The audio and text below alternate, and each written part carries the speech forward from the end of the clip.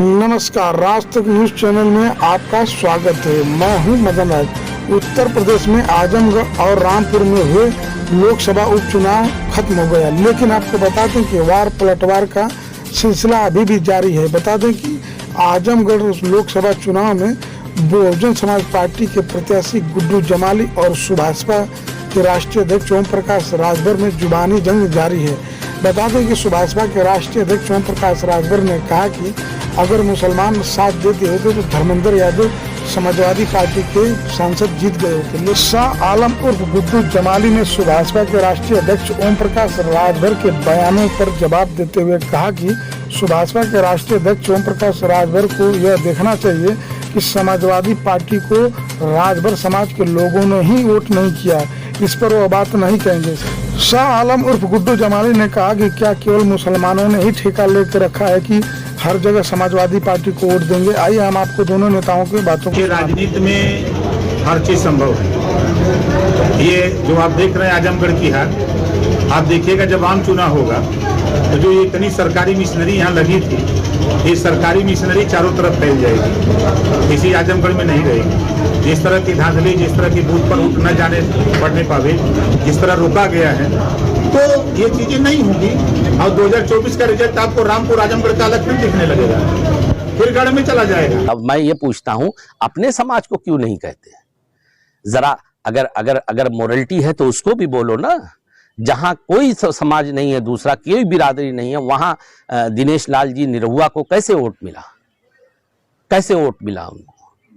भाई अगर मिला तो आपके अंदर हिम्मत नहीं है। मैं पहले दिन से कह रहा हूं कि ये 8% की आबादी, जिसमें 3% लोग भाजपा को वोट करते हैं, और इस चुनाव ने भी साबित कर दिया, जो हमारे माननीय सांसद जीते हैं वो अब हमारे लिए भी आदरणीय है। हम तो कहे, हमने तो निकल के कहा, हमने कहा धर्मेंद्र जीत जाए, चुनाव खत्म हो गया। मेरी सिर्फ इतनी उम्मीद है कि मेरी आजमगढ़ की जनता के लिए वो ईमानदार रहे।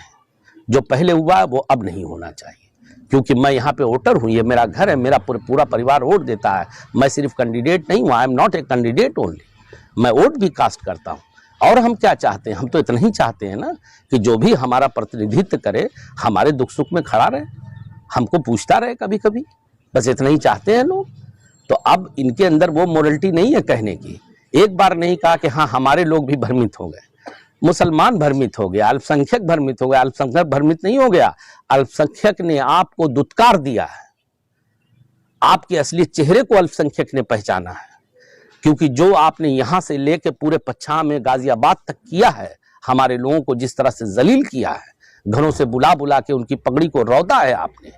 घमंड में आप चूर थे, आप एकदम ऐसे नशे में चूर थे कि आपको लग रहा था कि हम तो प्रचंड बहुमत से आ रहे हैं। अरे ये जनता है, 2 मिनट में सम्मान देती है और 2 ही मिनट लगता है उसको औकात बताने में, और बता दिया है। और आज आपके माध्यम से फिर कह रहा हूं, मुझे दुख है इस बात का कि वो 8000 की मार्जिन से हार के गए। इंशाअल्लाह अगर मैं जिंदा रहा और बहन जी ने जैसा मुझे कहा है, तो ये चुनाव अगली बार गुड्डू जमाली ही जीतेगा, कोई ताकत रोक नहीं पाएगी। क्योंकि अब 1 साल का वक्त है। ये मेरे ऊपर, मुझे अपने ऊपर भरोसा है, अपने दोस्तों के ऊपर भरोसा है, अपने सहयोगियों पे भरोसा है, और आजमगढ़ की जनता पे भी भरोसा है। मैं गांव गांव, गली गली, एक एक इंसान से मिलूंगा।